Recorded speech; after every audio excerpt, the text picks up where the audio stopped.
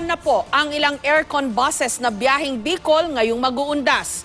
Kanina ilang bus pa ang nasita dahil sa mga nakitang paglabag. Sa Ninoy Aquino International Airport naman, pinayuhan ng mga airline company na buksan ng maaga ang mga check-in counter ngayong peak season.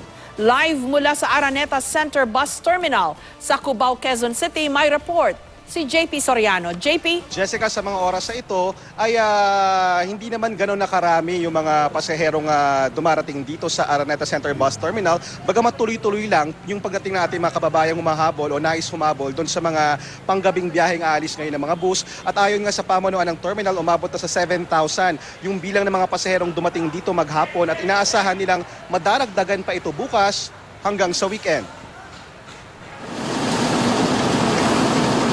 Bagsak sa 17-point checklist ang ilang bus operator sa Araneta Center Bus Terminal sa Quezon City sa isinagawang pagsisiyasat ng mga tauhan ng Land Transportation Office kanina.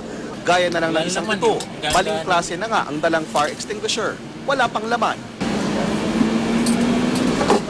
Meron nga, wala naman. Ha? Anong gamitin nyo? Ihi nyo? Ang isa namang ito, nakatago sa ilalim ng mga upuan ang mga seatbelt. Kung hindi sila na-checkpoint ngayon, hindi nila ilalabas yan eh. Ha? Huwag na kayo magdilan, ha? Kulang naman sa tornilyo ng gulong ang ilang bus, habang ang pasaherong ito sinubukang itabi sa kanyang mismong upuan ang dalang manok. Namamatay daw kasi ang ilang manok kapag sa compartment inilalagay. Pinayagan naman makabiyahe kalaunan ang mga nasitang bus matapos maitama ang kanilang mga paglaba. Ngayon pa lang, punuan na ang ilang air-conditioned bus na biyaheng Bicol at Sorsogon. Pero kahit buong maghapon ang dating ng mga pasahero, hindi pa naman daw nagsisikip sa terminal. Pagtiyak ng management ng terminal, hindi magkakaubusan ng mga bus. Pinag-iingat naman ang mga pasahero sa airport sa mga insidente ng salisi. Minsan tatabihan kayo, iiwas yung iyong attention sa ibang bagay tapos dadamputin ho yung iyong dala-dala. Para makaiwas sa seksikan, may mangilan-ngilan ng bumiyahe ngayong araw. Sayang man ang pamasahe kung ilang araw lang kami doon. Ngayong mag-uundas, inaasahan daw ng Manila International Airport Authority ang 15 to 20% na karagdagang mga pasahero. Sa Terminal 3 na may pinakamaraming domestic flights, nasa 36,000 ang bilang ng pasahero kada araw. Pero tuwing peak season tulad ng undas, umaabot daw ito sa mahigit 43,000. Ang 8,500 passengers sa Terminal 2 pag ordinaryong araw, umaabot ng 10,500 tuwing peak season.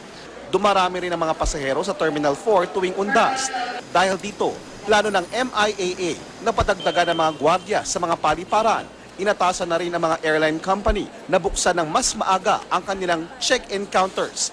Ikinatawa naman ng MIAA General Manager Eddie Monreal ang magandang ventilation sa mga paliparan, pati ang dagdag na mga upuan at libreng drinking water stations.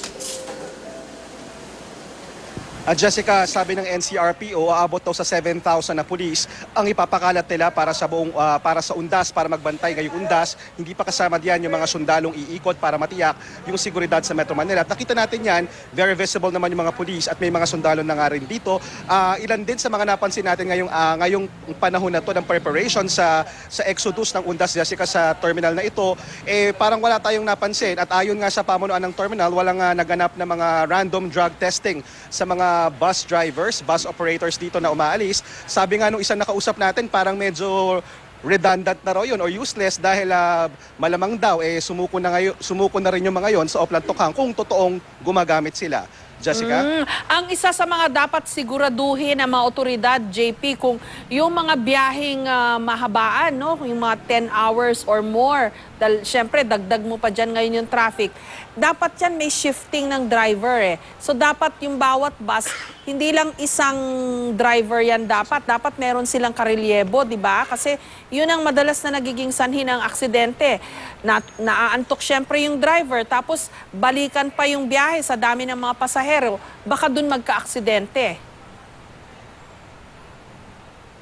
Tama, Jessica. Actually, it's a rule. It's a rule niya ng inilabas ng LTFRB bago bigyan ng franchise sa mga biyaheng malayuan, katulad nga na papuntang Sorsogon, Bicol, at iba pang areas. Kailangan meron talagang kasamang o may dalawang driver na sakay yung pasaherong yon. Pwedeng kasama na niya sa biyahe o pwedeng dadaanan somewhere doon sa isang kanilang substation sa probinsya dahil nga hindi naman talaga kaya magmaneho ng napakatagal ng isang driver. At bukod yan, isa pa sa mga requirements talaga nila na importante nga masunod at talagang chinek siniguro ng mga taga LTO sa pag-iinspeksyon nila, merong talagang upuan yung mga PWD at talagang nagsi-seatbelt yung mga pasahero dahil hindi naman pala talaga kahit may seatbelt yung mga sasakyan, hindi naman pala nasusunod yun, hindi naman to kadalasang sinusuot at hindi naman pinapaalala ng mga bus drivers.